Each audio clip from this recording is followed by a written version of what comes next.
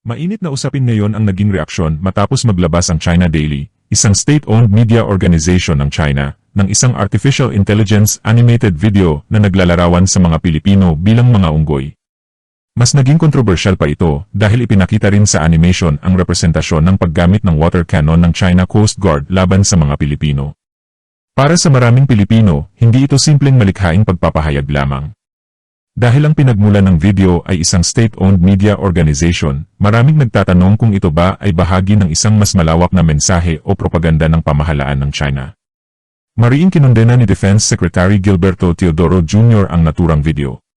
Para sa kanya, ipinapakita nito ang maling direksyon ng pagtugon ng China sa isang usaping dapat sana ay nilulutas sa pamamagitan ng ebidensya, batas, at diplomasya.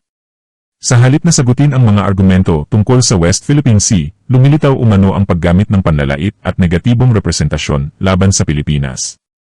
Nagbigay rin ng reaksyon si Rear Admiral J. Tariela, tagapagsalita ng Philippine Coast Guard para sa West Philippine Sea.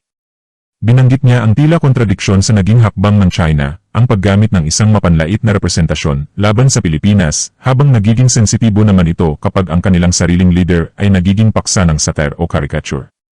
Dito pumapasok ang mas malawak na usapin tungkol sa freedom of expression at responsableng komunikasyon sa pagitan ng mga bansa. Ang malayang pagpapahayag ay may hangganan kapag ginagamit ito upang manginsulto ng isang buong lahi o bansa. Isa rin sa naging sentro ng debate ang Transparency Initiative ng Philippine Coast Guard. Ang layunin nito ay ilabas sa publiko ang mga dokumentadong insidente sa West Philippine Sea, kabilang ang mga pagharang, paglapit, at kilos ng mga barko ng iba't ibang bansa sa pinagtatalunang lugar. May ilang kritiko na nagtatanong kung ang ganitong uri ng transparency ay nakatutulong ba sa pagresolba ng tensyon o maaari rin itong magpalala ng alitan. Ngunit para sa mga taga-suporta nito, mahalaga ang pagbabahagi ng impormasyon upang magkaroon ng malinaw na record at upang malaman ng international community ang aktual na nangyayari sa karagatan. Mahalagang tandaan na ang posisyon ng Pilipinas ay nakaugat sa United Nations Convention on the Law of the Sea, isang pandaigdigang kasunduan tungkol sa karapatan ng mga bansa sa karagatan. Ang China ay isa rin sa mga bansang lumahok sa kasunduang ito.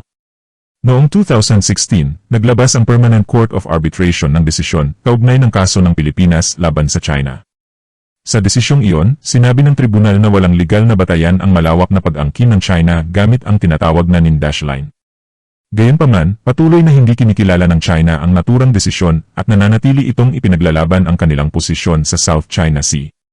Sa gitna ng debate, naging bahagi rin ng usapan ang mga naging pahayag ni Senator Robin Padilla kaugnay ng Transparency Initiative ng Philippine Coast Guard.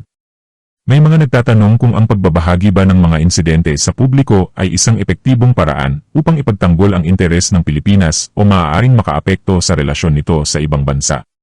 Para sa ilan, ang pagiging transparent ay mahalaga upang hindi maitago ang mga pangyayari sa West Philippine Sea. Para naman sa iba, kailangang tiyakin na ang bawat hakbang ay may kasamang diplomasya at maingat na pag-aaral upang maiwasan ang hindi kinakailangang paglala ng tensyon. Ang debate tungkol kay Senator Robin Padilla ay hindi lamang tungkol sa isang personalidad. Ito ay bahagi ng mas malaking tanong kung paano dapat kumilos ang mga opisyal ng pamahalaan kapag ang usapin ay may kinalaman sa pambansang seguridad at relasyon sa ibang bansa. Kasama rin sa mga napansin ng publiko ang kawalan ng malinaw na pahayag mula kay Vice President Sara Duterte tungkol sa kontrobersyang ito.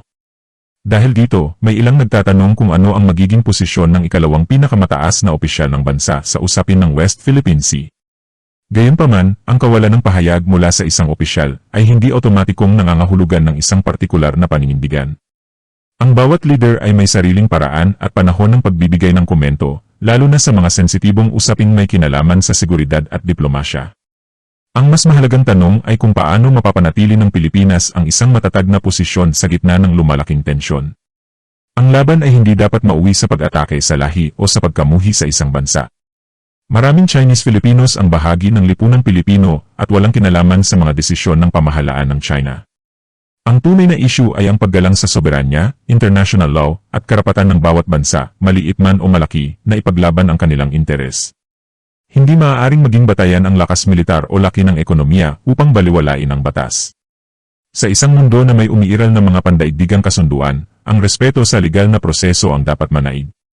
Kung may hindi pagkakaunawaan sa pagitan ng mga bansa, ang pinakamainam na paraan ay hindi panlalait, propaganda, o pananakot, kundi diplomasya, pag-uusap at pagsunod sa mga prinsipyong kinikilala ng international community.